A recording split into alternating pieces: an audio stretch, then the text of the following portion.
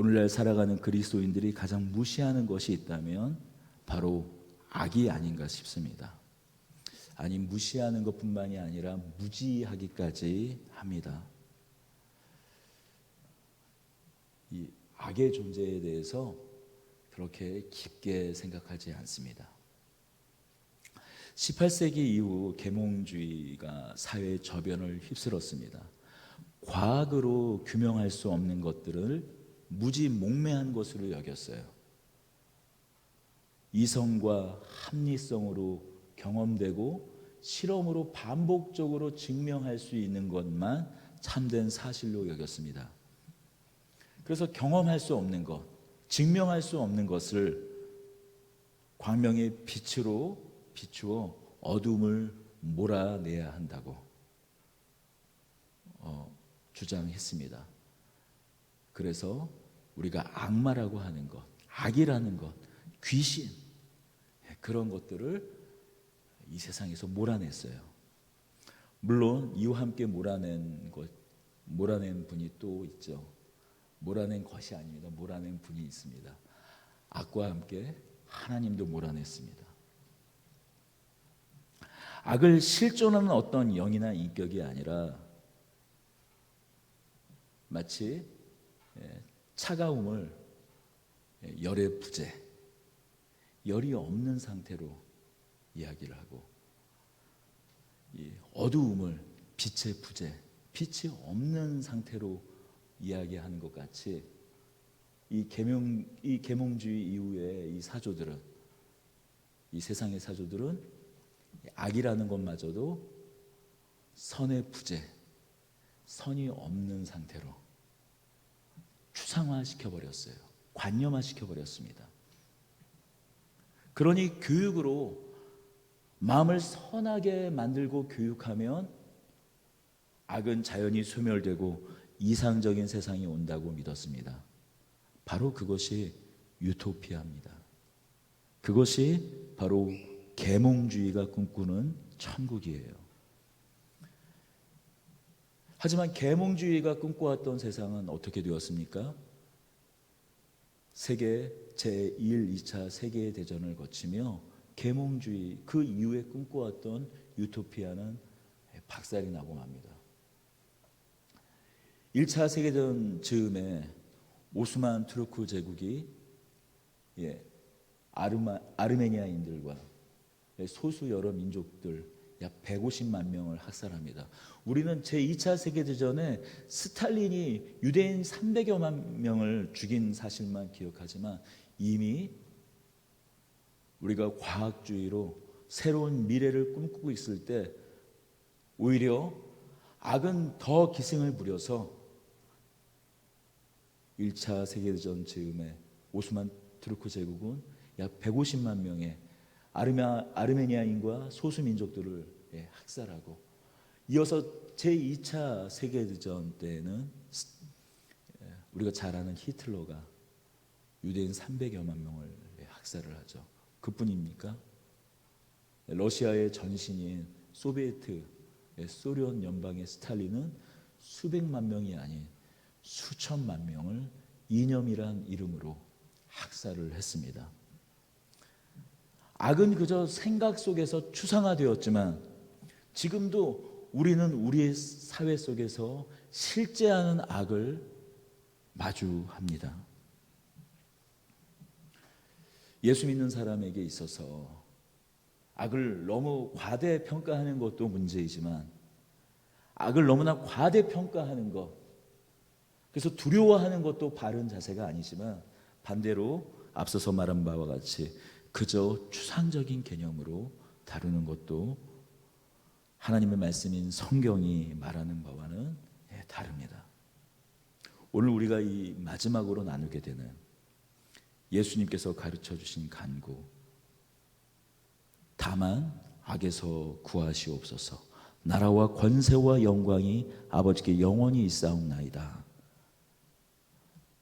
이 간구에서 악에서 우리를 구원하여 주시옵소서, 악에서 구하여 주시옵소서, 이 악은 어떤 관념이 아닙니다. 하나님의 형상과 모양대로 창조하신 첫사람 아담과 하와를 미혹하였던 실제입니다. 예수님께서 이 땅 가운데 오셨을 때 40일을 금식하며 그 기도하던 그 마지막 때에 예수 그리스도를 미혹했던 실제하는 존재였습니다. 누가복음 22장에서는 유다가 예수님을 파는 장면을 이렇게 말씀합니다. 누가복음 22장 3절과 4절을 제가 읽어드리겠습니다. 12 중에 하나인 가롯인이라 부르는 유다에게 사단이 들어가니 이에 유다가 대제사장들과 성전 경비대장들에게 가서 예수를 넘겨줄 방도를 의논하며 사단이 가롯 유다에게 들어갔다고 말해요. 성경은 이렇듯 악한 존재 사단 곧 마귀가 실제 존재함을 말하고 있어요.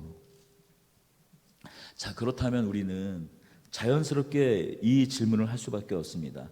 아니, 하나님께서 이 세상 모든 것들을 창조하셨다면 그렇다면 악도 창조하신 건 아닙니까? 이런 의문이 있을 수밖에 없습니다.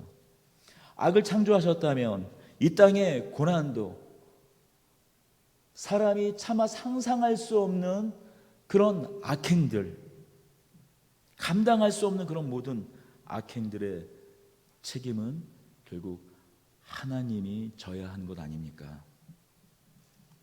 그러나 성경은 이렇게 말씀합니다. 하나님은 선하신 분이십니다 라고 얘기해요. 하나님은 사랑이시다라고 이야기해요.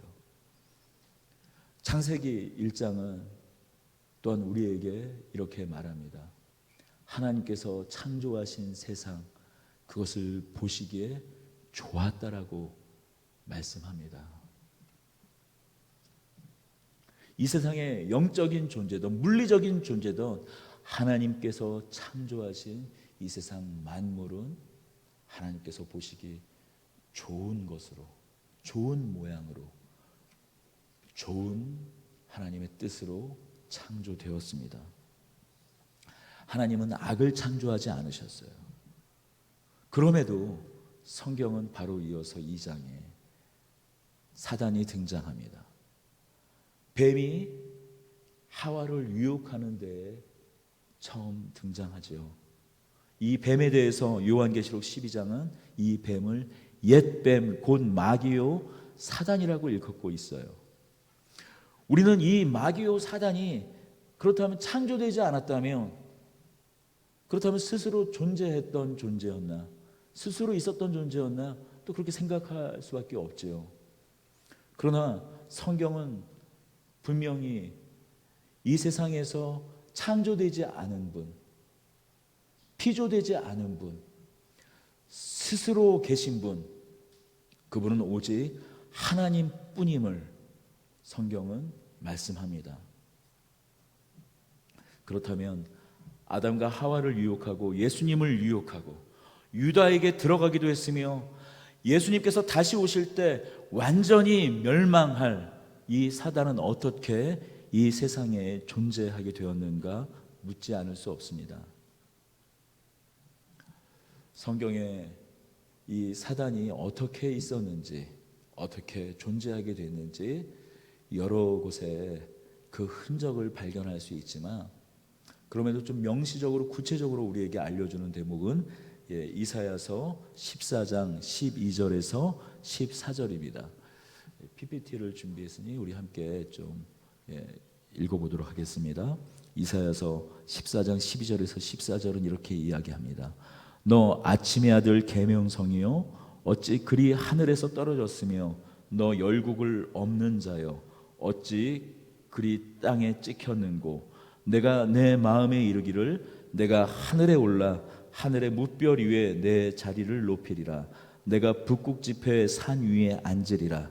가장 높은 구름에 올라가 지극히 높으신 이와 같아지리라 하는도다. 사단은 원래 다른 여느 천사와 마찬가지로 하나님을 섬기는 영, 돕는 자로 창조되었습니다. 물론 이 천사가 어느 시점에 창조되었는지 분명히 성경에 이야기하고 있지는 않지만 분명히 사람보다 앞서서 비록 우리와 같은 하나님의 형상과 모양대로 이러한 창조되어 우리와 같은 육체적인 몸을 입고 있지는 않지만 적어도 영적인 존재로서 하나님을 돕는 영, 또 위해서 사람을 하나님께서 창조하신 이유로는 또 사람을 돕는 자로서 섬기는 영으로서 하나님은 천사들을 창조하셨습니다. 그러나 섬기는 영으로 창조되었을 때 지극히 높으시니 하나님과 같아지려다가 결국 하나님을 대적하는 자 사단이 되어버리고 만 것입니다. 사단이란 그 단어의 뜻 그 자체도 대적하는 자란 뜻입니다. 우리는 첫사람 아담과 하와가 하나님을 배반하고 타락한 것, 이것과 마찬가지로 그에 앞서서 사단이 그러했음을 성경을 통해서 알 수 있습니다. 그렇다면 우리는 또 이러한 부분에서 똑같은 질문을 다시 할 수밖에 없어요.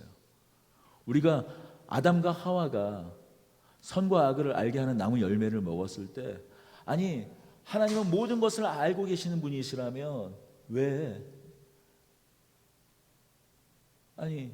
선악과는 두시고 자유롭게 판단할 수 있는 의지를 아담과 하와에게 주셨는가 하며 반문하지 않습니까? 똑같은 질문을 이 타락한 천사 사단에게도 할 수 있습니다.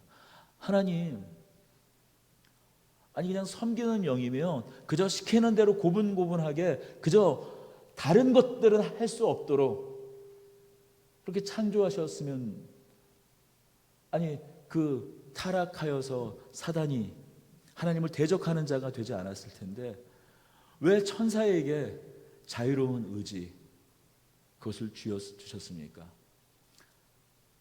하나님을 온전히 섬길 수도 있고 하나님께 대하여 대적할 수도 있는 그런 자유로운 의지를 하나님은 왜 천사에게 허락하셨습니까? 우리는 똑같은 질문을 할 수 있어요. 왜 배반하지 않는 존재로 만드시지 않았냐 하며 질문할 수 있습니다. 여러분, 천사나 사람이나 동일하게 인격체로 하나님께서 창조하셨음을 우리는 기억해야 합니다. 한 인격으로 어떠한 인격을 섬기고 순종하고 사랑하며 감사와 찬양하며 영광스럽게 여긴다라는 것은 굴종이 아닙니다. 강압으로 되는 일이 아니에요.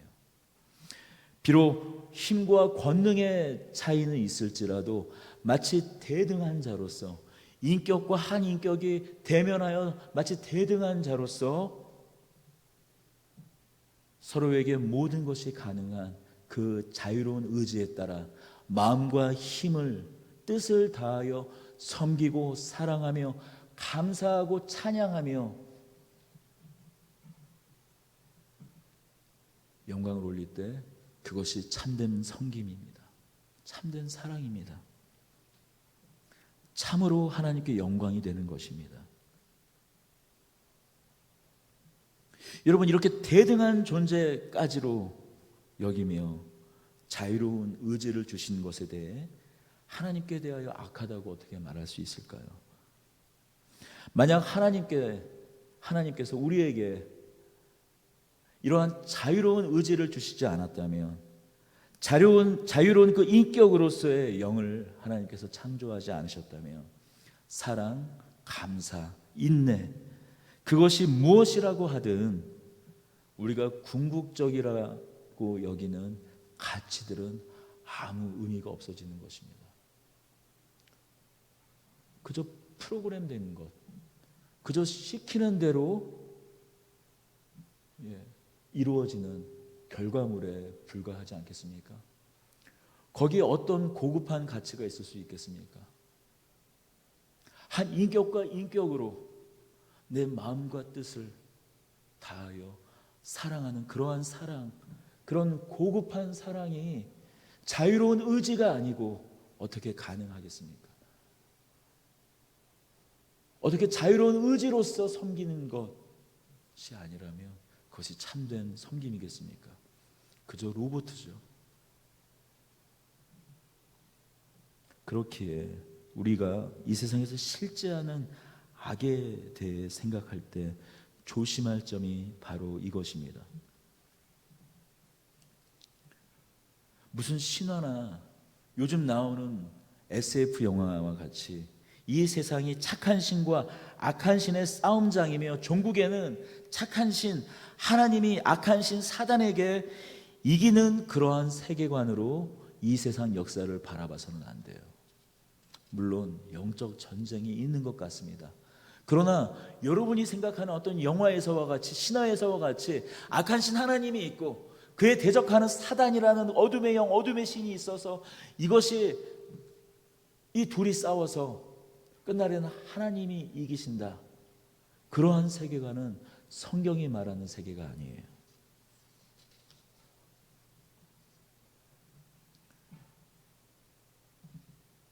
그러기에 우리가 오늘 본문 13절에 가로로 덮여있는 이 송영, 하나님께 드리는 영광의 찬송을 우리가 좀 주의해서 살펴봐야 합니다. 우리 13절, 마태복음 13절 가로에 있는 내용을 읽어볼까요? 나라와 권세와 영광이 아버지께 영원히 있사옵나이다. 아멘. 성경에 이렇게 가로가 있는 부분을 우리가 이게 좀 생략해도 되는 부분인가 그렇게 생각할 수도 있는데 그런 내용이 아니고요. 우리가 이 한글 성경으로 읽고 있는 이 성경은 지금 번역된 성경 아닙니까? 그러니까 이 번역하기 위해서는 어떤 원본이 있을 거 아닙니까? 하지만 성경은 이 신약 성경은 원본이 있지 않아요. 구약 성경도 마찬가지로 원본이 최초로 이것이 맨 처음에 어떤 사도나 제자들 중 하나가 처음에 썼다 라고 말할 수 있는 원본은 존재하지 않습니다. 그 원본을 서기관들이 필사한 사본들만 존재해요. 그 중에서 우리가 하나를 가장 온전한 성경으로 우리가 일종의 합의를 해서 번역한 것이, 물론 다른 성경, 다른 사본들도 참조해서 번역한 것이 바로 오늘 우리가 있는 구약 성경과 신약 성경입니다. 그런데 우리가 번역한 이 사본뿐만이 아니라 마찬가지로 우리가 좀 중요하게 여기고 동일한 권위를 부여한 그런 다른 사본에는 이 나라와 권세와 영광이 아버지께 영원히 있사옵나이다. 아멘. 이 구절이 없는 거예요. 그래서 가로, 다른 사본에는 이 구절이 없다 해서 가로로 이렇게 표기한 것입니다. 그러나 그렇다면 이것이 없는 것인데 나중에 가필된 것 아니냐, 그렇게 좀 생각할 수도 없는 것이, 우리가 시편을 살펴보면 여러 시인들이 기도로 나아가다가 항상 마지막엔 송영이라고 말하는, 하나님께 감사와 영광을 올려드리는 고백으로 끝나는 것을 볼 수 있어요. 그러니 당시의 기도문, 그 기도의 끝에는 항상 송영이라는 것으로 끝났습니다. 그러니 이것이 가필된 것이 아니라 예수님께서 마치 누가복음에는 생략된 부분이 있지만 어떤 곳에서는 우리가 이 마태복음에 있는 그 내용 그대로 가르쳐주기도 하시다가 어떤 경우에는 잠깐 이렇게 생략하셨을지도, 똑같은 기도문을 말씀하시는데 생략하여서 말한 적이 있을지는 몰라도 예수님께서 가르쳐 주신 이 온전한 그 기도, 너희는 이렇게 기도하라 말씀하신 이 내용 가운데 있는 내용으로 우리는 특별히 우리의 한글 성경을 번역한 신학자들은 그렇게 인정하고 있는 것이죠.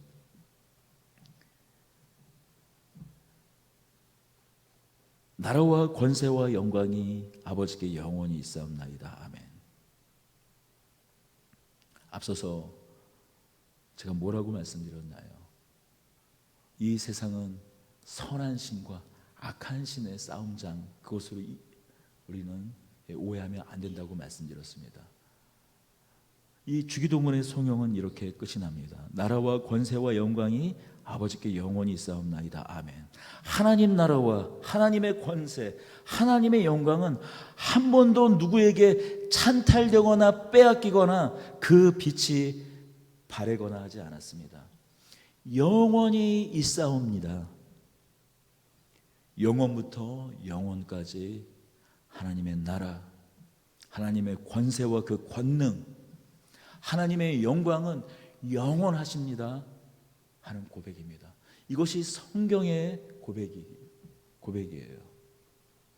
성경은 사단이 비록 하나님을 대적하는 자로 원래 천사였으나 섬기는 영이었으나 하나님을 대적하는 자였을 때 마치 그것이 하나님과 대등하여서 하나님과 같은 권능으로 하나님과 맞서 싸우는 자로 이야기하지 않습니다. 우리가 세상을 살아가면서 볼 때는 마치 악이 실제합니다. 악은 분명히 실제합니다. 악은 권능을 가지고 있습니다. 힘을 가지고 있습니다. 예수 그리스도의 그 십자가의 그 보혈의 능력과 그 부활의 능력으로 말미암아 이미 머리가 상하였을 때, 결박되었을 때, 그러나 여전히 그는 권능을 가지고 있어요. 권세를 가지고 있어요. 그래서 사도 바울은 사단에 대해서 이렇게 이야기합니다. 이 세상 신이요, 이 세상 어둠의 주관자요, 흑암의 권세요, 정사와 권세, 이 세상 통치자라고 이야기합니다. 사단이 하나님의 대적자인 것은 분명하지만 하나님과 대등한 신으로 싸우는 것이 아닙니다. 하나님이 인격적인 존재에게 자유로운 의지를 주었기 때문에 하나님도 어찌할 수 없는 부분이 있다, 어떻게 할 수 없는 영역이 있다 하는 것으로 우리는 이해해서는 안 됩니다. 그래서 마치 자유로운 의지를 준 그 사단의 공격을 이렇게 계속 막아내는 그런 어떤 존재로, 자유로운 의지를 준 사람이 만들어내는 그런 여러 가지 악한 인들을 계속 땜빵하는 그런 마치 존재로 하나님을 바라봐서는 안 됩니다. 물론 이러한 일들이 우리의 인식과 우리의 이해에서는 잘 이렇게 납득이 되지 않습니다. 하나님께서 악을 창조하지 않았다면 왜 이 세상에 악이 실제하는가? 여전히 이 신자들 마음 가운데에서도 악은 여전히 횡행하는가? 악한 마음은 왜 계속 일어나는가? 그래서 사도 바울도 오라 곤고한 영혼이로다, 자신 스스로를 괴수라고 말하지 않습니까? 끊임없이 일어나는 그런 욕망들을 바라보며 자기 스스로를 괴수라고 이야기합니다. 우리 신자들 안에 일어나는 이 악함들, 여전히 일어나는 이 악함들, 어떤 죄의 악함을 떠나서 실제하는 그런 영으로서 마주보게 되는 그런 악의 세력들, 또 그들이 이 세상을 주관하면서 만들어내는 사회 제도 문화들, 여러분, 그러한 사회 제도 문화들로 말미암아 얼마나 많은 생명이 목숨을 잃고 그 사단과 마찬가지로 그 지옥의 올무에 빠져들어가고 있습니까? 이렇듯 우리의 이해, 우리의 지식, 우리의 생각 안에서 납득이 되지 않는 것이 있습니다. 그러나 분명한 것은 하나님은 영원히 하나님이시며 오늘 이 고백의 이 기도의 마지막에 있는 성경과 같이 나라와 권세와 영광이 아버지 하나님께 영원히 있는 하나님이십니다. 우리의 인식과 우리의 이해 그 안에서는 잘 이해되지 않을 수 있습니다. 제가 여러분 정면에 손가락 두 개를 약간 좀 기울여 보겠습니다. 여러분 계속 이렇게 따라가면 어떻게 될까요? 만나죠. 만납니다. 마치 우리의 인식이 이런 것과 같아요. 결국에 충돌하고 만다. 결국 만나고 만다. 결국 그 사고가 그 일이 일어나고 만다. 그 위기와 위험에 빠지고 만다라고 우리는 생각합니다. 그러나 여러분, 제가 좀 방향을 좀 바꿔보겠습니다. 이 차원을 바꿔보는 거예요. 여러분, 아까 분명히 마주해서 부딪힐 것 같은 이 선 두 개가 만나지 않고 그냥 스쳐 지나가고 맙니다. 여러분, 차원이라는 것이 이래요. 우리가 세상을 바라보는 차원이 몇 차원입니까? 2차원, 3차원. 아인슈타인의 상대성 이론 이후에 더 높은 차원의 깊이까지 우리는 바라볼 수 있는 능력이 생겼습니다. 그러나 하나님은 우리가 바라볼 수 있는 그 차원을 넘어서신 분이에요. 우리의 이해 그 차원을 넘어서신 분이에요.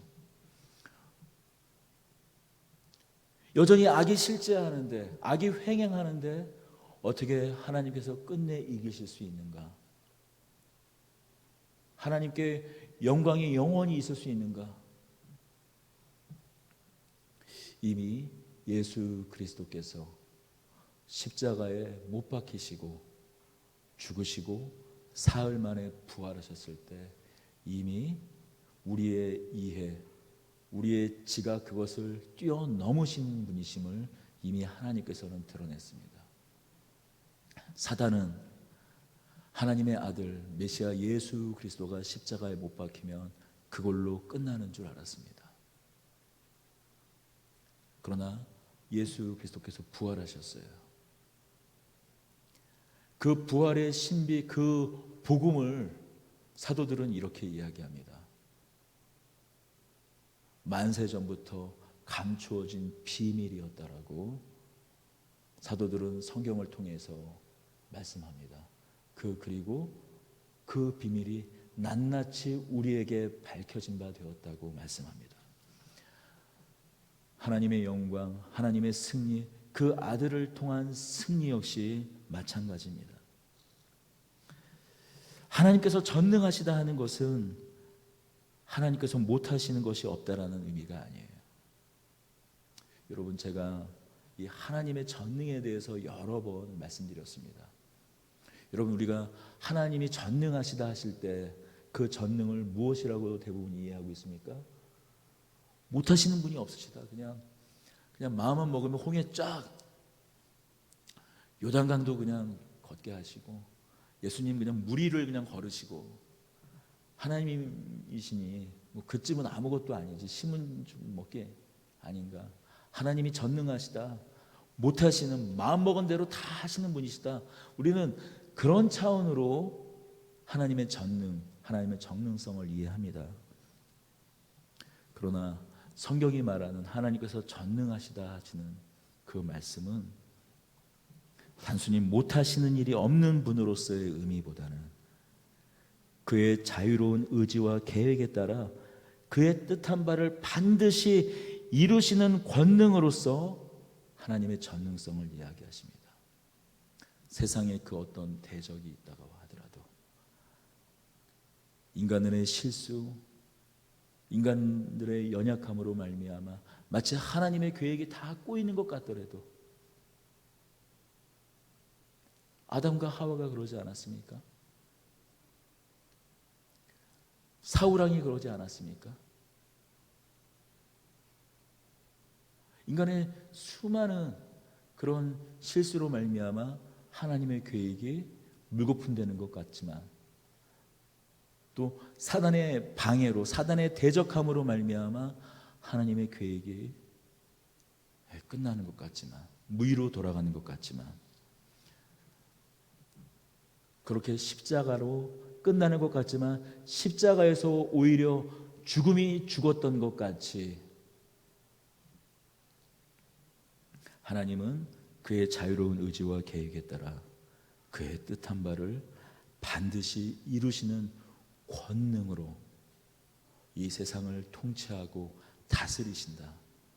끝내 하나님의 뜻과 계획을 이루신다 하는 의미로서 하나님의 전능하심이에요. 그래서 사도 바울은 모든 일을 그의 뜻대로 결정하신 대로 일하시는 이라고 하나님을 말씀합니다. 에베소서 1장 11절에서 모든 일을 그의 뜻의 결정대로 일하시는 이라고 하나님을 말합니다. 밤모섬에서 하늘의 예배를 보았던 사도 요한은 요한계시록 4장 10절에서 11절에서 이렇게 말합니다.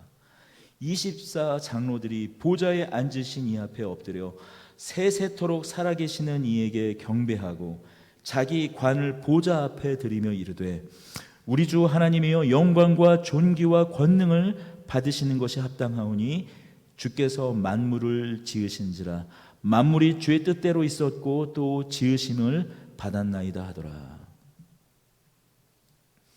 우리 주 하나님이여 영광과 존귀와 권능을 받으시는 것이 합당하오니 주께서 만물을 지으신지라 만물이 주의 뜻대로 있었고 또 지으심을 받았나이다. 하나님께서 창조하신 이 만물, 이 온 세상은 결국 그의 뜻대로, 그의 결정대로 그 모든 것을 이루실 것입니다. 그러기에 나라와 권세와 영광이 하나님께 영원히 있습니다. 마치 우리의 이해 안에서는 하나님의 뜻대로 창조하신 세상이 그렇다면 왜 이 모양인가?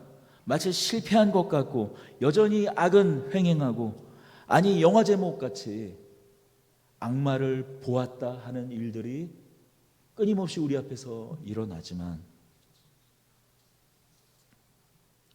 그러나 다시 한번 말씀드립니다만 모든 일을 그의 뜻대로 결정대로 일하시느니 하나님의 뜻대로 하나님의 영광을 모든 이가 보게 될 것입니다. 하나님의 나라와 하나님의 권세와 하나님의 영광이 세세 무궁 영원하구나. 한 번도 흐트러짐 없이 역사 속에서 진행되어 왔구나 찬양하게 될 것입니다. 자, 그렇다면 혹시 우리 안에서 또 이러한 질문이 있을 수 있습니다. 하나님의 영광 하나 보자고 우리가 이 고생이냐? 여러분, 우리 안에 실제로 이러한 질문이 일어납니다.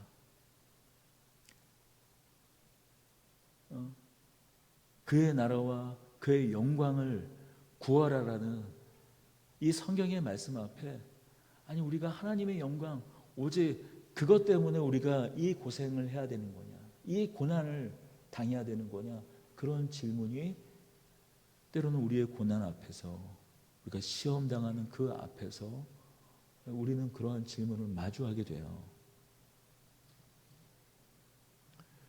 여러분, 사실 그 질문이 어쩌면 하나님께서 하나님께서 창조하신 영적 존재, 천사, 또 우리 육을 함께 가진 하나님의 형상과 모양대로 창조하신 우리 사람이 한 첫 질문이었을지 모릅니다. 바로 그것이 그 질문이 어쩌면 우리 영들을 최초의 하나님을 반역하는 최초의 자리로 이끌었을지 모릅니다. 하나님의 영광 하나 보자고 우리가 이 고생을 한다는 말인가? 차라리 내가 하나님 하지. 여러분, 이것이 우리를 반역으로 이끌었던 첫 질문이었는지 몰라요. 여러분, 올림픽이 시작되었습니다. 2020년 도쿄올림픽이 1년이 지난 코로나 때문에 미루다가 엊그제죠 7월 23일 날 개막하여서 시작되었어요. 시작한 지 하루 만에 벌써부터 금메달, 동메달 소식들이 기쁜 소식들이 들려옵니다.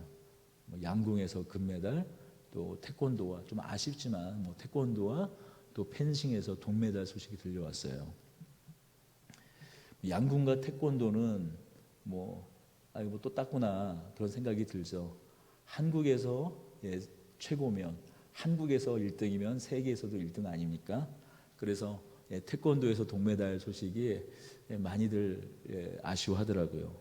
하지만 펜싱에서 들려온 이 동메달 소식은 너무나 값지었죠. 이 동메달을 딴 이 김정한 선수는 나이가 38살입니다. 우리가 이 선수로서는 사실 그 선수의 이 체력적으로 보면 이미 선수로서의 전성기는 지난 나이인 것이 사실 아닙니까? 더군다나 이 펜싱은 어떻습니까? 예전에 이 펜싱에서 뭐 금메달 여러 메달 소식이 있었습니다만 사실 여전히 이 펜싱이라는 종목은 우리나라에서는 선수층도 얇고 불모지와 같은 종목입니다. 하지만 이 김정한 선수의 이 동메달은 어떻습니까? 금메달 못지않은 은퇴를 계속 고민하다가 끝내 다시 한번 재도전해서 얻어낸 값진 선물이죠. 더할 나위 없이 김정한 선수에게 영광되고 복된 일입니다. 그러나 한번 생각해 봅시다. 이 영광을 김정한 선수 한 사람만 누리고 있는 걸까요? 아니죠. 그를 도왔던 생사고락을 같이 했던 코치진들 또한 그 영광을 함께 누리지 않습니까? 그를 후원했던 어렸을 때부터 그가 선수 생활을 온전히 할 수 있도록 돕는 가족들, 도왔던 가족들도 그 영광을 함께 누립니다. 또한 멀리서 사실 이런 한 푼 보태지 않은 우리 역시 그 기쁨을 함께 누립니다. 그러나 진정한 영광은 함께 했던 사람들이에요. 고난과 역경이 더 컸던 만큼 영광의 기쁨이 큽니다. 여러분, 하나님의 영광은 하나님께만 있어요. 그러나 그 하나님을 우리는 누구라고 부릅니까? 이 기도의 첫 시작은 아버지여 파테르, 아버지여라고 시작한 기도입니다. 그 영광이 하나님께 있습니다. 에베소서 2장 19절은 이렇게 이야기합니다. 그러므로 이제부터 너희는 외인도 아니요 나그네도 아니요 오직 성도들과 동일한 시민이요 하나님의 권속이라. 성도도 하나님 나라의 시민, 하나님 나라의 백성으로도 하나님과의 우리와의 그 관계를 다 말할 수 없어서 사도 바울은 하나님의 권속이라고 얘기하고 있어요. 하나님의 가족이라는 얘기예요. 하나님의 자녀라는 얘기입니다. 하나님께 영광이 있습니다. 우리 역시 하나님의 영광과 그 기쁨을 함께 누리는 사람들이에요. 아니, 하나님의 영광 한번 보자고 우리가 이 고생이냐? 아니요. 하나님의 영광이 만천하에 드러날 때, 모든 이 앞에 드러날 때 아버지께 영원 전부터 계셨던 그 영광은 곧 우리가 함께 누리는 영광입니다. 사도 바울은 그래서 데살로니가전서 2장 19절 20절에서 이렇게 이야기합니다. 주 예수께서 오실 때, 강림하실 때 성도들이 함께 누리게 될 그 영광, 우리의 소망이나 기쁨이나 자랑의 면류관이 무엇이냐? 그가 강림하실 때 우리 주 예수 앞에 너희가 아니냐? 너희는 우리의 영광이요 우리의 기쁨이다라고 선포합니다. 사단 마귀는 알고 있어요. 하나님의 아들 예수 그리스도께서 십자가에 못 박히시고 부활하셨을 때 그동안의 그들의 수고와 모든 노력이 물거품된 것을 알고 있습니다. 하나님의 나라, 하나님의 권세, 하나님의 영광을 찬탈할 수 없음을 사단은 알고 있습니다. 이미 예수 그리스도의 그 십자가의 부활의 권능을 통해 그들이 실패했음을 알고 있어요. 그래서 그들의 전략은 이제 바뀌었어요. 하나님의 영광스러운 자녀됨을 빼앗는 것이에요. 베드로전서 5장 7절에서 9절은 우리가 좀 함께 읽어보겠습니다. PPT를 준비했으니 우리 다 같이 읽어보도록 하겠습니다. 너희 염려를 다 주께 맡기라. 이는 그가 너희를 돌보심이라. 근신하라, 깨어라. 너희 대적 마귀가 우는 사자와 같이 두루 다니며 삼킬 자를 찾나니 너희는 믿음을 굳게 하여 저를 대적하라. 이는 세상에 있는 너희 형제들도 동일한 고난을 당한 줄을 알미니라. 모든 은혜의 하나님 곧 그리스도 안에서 너희를 부르사 자기의 영원한 영광에 들어가게 하시니가 잠깐 고난을 당한 너희를 친히 온전하게 하시며 굳건하게 하시며 강하게 하시며 털을 견고하게 하시리라. 권능이 세세 무궁토로 그에게 있을지어다. 아멘.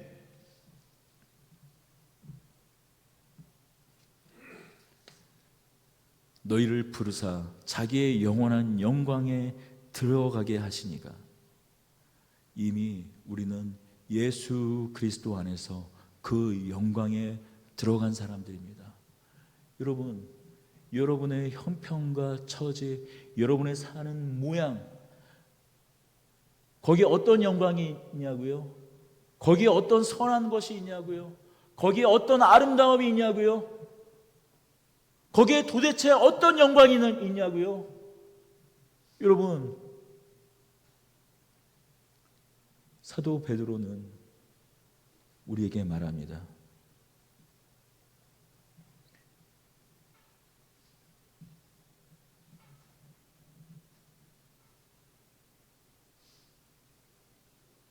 모든 은혜의 하나님 곧 그리스도 안에서 너희를 부르사 자기의 영원한 영광에 들어가게 하시니가. 이미 예수 그리스도 안에서 우리는 영광스러운 존재로 이미 머물고 있는 것입니다. 그 어떤 권세도, 그 어떤 사망도, 그 어떤 힘과 능력, 그 어떤 세상 어둠 주관자도, 흑암의 세력도 우리를 예수 그리스도의 그 사랑 안에서 끊을 수 없습니다. 예수 그리스도의 그 영광 안에서 끊어낼 수 없습니다.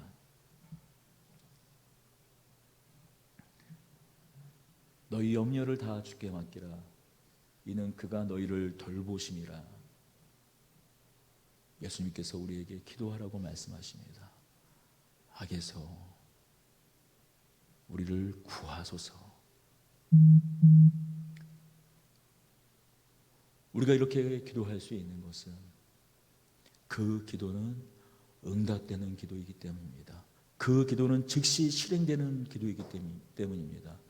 이미 우리는 주님 안에 거하고 그의 영광의 나라 안에 거하는 존재들이기 때문입니다. 예수님께서 우리를 붙들고 계신 이상 모든 것을 그의 뜻대로 결정하시는 이의 그 결정대로 우리를 택하시고 우리를 예정하신 하나님의 그 권능의 손 안에 우리가 이미 붙잡힌 이상, 여러분, 우리가 언제든 어떤 시험에 있던, 어떤 위기에 처하던, 어떤 악의 실제 앞에서 마주보고 우리가 서 있던, 어떤 폭풍 가운데 서 있던 주님, 우리를 악에서 구하옵소서. 우리 안에 있는 욕망, 그것으로 말미암은, 죄로 말미암은 악이든, 아니면 실제 하는 악이든, 아니면 이 세상 어둠 주관자가 만들어 놓은 이 시스템, 이 제도 안에 살아가면서 겪게 되는 어쩔 수 없는 고난이어든, 우리가 이 땅 가운데 살아가는 이상 피할 수 없는 그 어떤 제도적인 고난이든, 우리가 이 악에서 우리를 구하소서, 다만 이 악에서 구하소서 기도할 때 하나님께서 우리를 예수 그리스도의 그 이름으로 우리를 구하실 것입니다. 그렇기 때문에 제가 주기도문을 여러분과 함께 기도할 때 여전히 지금도 빼먹지 않고 사용하는 단어가 있습니다. 우리 마태복음, 우리 성경에도 번역이 되어 있지 않지만 다음을 좀 넘겨주시겠어요? 숨은 그림 찾기, 아니 숨은 글자 찾기입니다. 무엇일까요? 우리 성경에는 없지만 우리가 이렇게 예전에 읽었던 주기도문, 암송했던 주기도문, 그리고 우리가 여전히 암송하면서 빠지지 않고 하는 한 단어가 있습니다. 뭘까요? 대개예요. 대개. 여러분, 성경에도 이게 번역이 되어 있지 않고 새롭게 이제 개역 개정이 새롭게 다시 한번 번역이 되면서도 성경 맨 앞에 이 대개가 빠졌어요. 뭐 대개를 빠뜨린 대개를 이제 뺀 이유가 이 대개가 우리말의 대개 그렇다, 대충 그렇다, 뭐 그런 의미 아니냐 해서 빠뜨렸다라는 이야기도 있고 여러 이야기가 있습니다만 사실 그 이야기가 틀린 이야기는 아닙니다. 좀 부정적인, 마치 이 주기도문의 어떤 내용을 축소하는 느낌처럼 들려서 빠뜨려 사실 번역을 안 한 것이기도 합니다만 오늘날 잘 사용되지도 않은 단어이기 때문에 빠뜨린 것이기도 합니다만 이 대개는 우리나라 말에 있는 고어예요. 이 대개라는 뜻은 큰 원칙으로 보건대라는 뜻을 가지고 있습니다. 대개, 이것을 모두 종합하여 큰 원칙으로 이를 살펴보건대라는 뜻을 가지고 있어요. 사실 이 대개는 헬라어 이 주기도문 원문에 있는 호티라는 것을 번역하는 단어입니다. 호티, because, 왜냐하면이라는 뜻이에요. 직역하면 이렇죠. 왜냐하면 당신에게 있기 때문입니다. 나라와 권세와 영광이 영원히 아멘. 직역하면 그렇습니다. 당신에게 있기 때문입니다. 얼마나 좋은 번역입니까? 하나님의 나라와 권세와 영광이 영원전부터 영원까지 하나님 아버지께 계시기 때문에 대개 이 모든 것을 종합하여 살펴보건대 오직 하나님께만 그 나라가 있기에, 그 나라의 통치가 있기에, 오직 하나님께만 권세와 권능과 전능이 있기에, 오직 하나님께만 영광이 계시기에 하나님께 우리는 기도할 수 있습니다. 그 누구로부터 빼앗길 수 없는 하나님의 영광이 계시기에 이 모든 것을 종합해서 모든 것을 큰 원칙으로 보건대 우리는 예수님께서 가르쳐 주신 이 기도와 간구를 할 수 있는 것입니다. 예수님께서 이 땅에 오실 때 하나님 나라를 몰고 오셨어요. 우리는 예수님께서 언제 다시 오실런지 알 수 없습니다. 우리는 이미 임한 하나님 나라, 그러나 아직 완전히 임하지 않은 하나님 나라를 살고 있습니다. 하지만 대개 나라와 권세와 영광이 하나님 아버지께 영원히 계시기에 우리는 기도할 수 있습니다. 아버지께 나아가 이 깨어진 세상, 여전히 고통과 신음이 있는 세상, 여전히 공중권세를 가지고 하나님의 진노 가운데 사람들을 몰아넣고 있을 뿐만이 아니라 하나님의 자녀들마저 삼키려는 이 사단의 시도 앞에서 하나님 아버지 앞에 기도할 수 있습니다.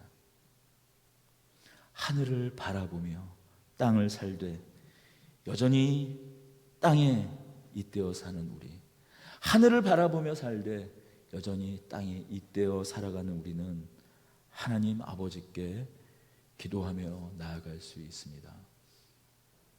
여러분, 다시 한번 이 예수님께서 가르쳐 주신 기도가 우리 안에 회복되길 원합니다.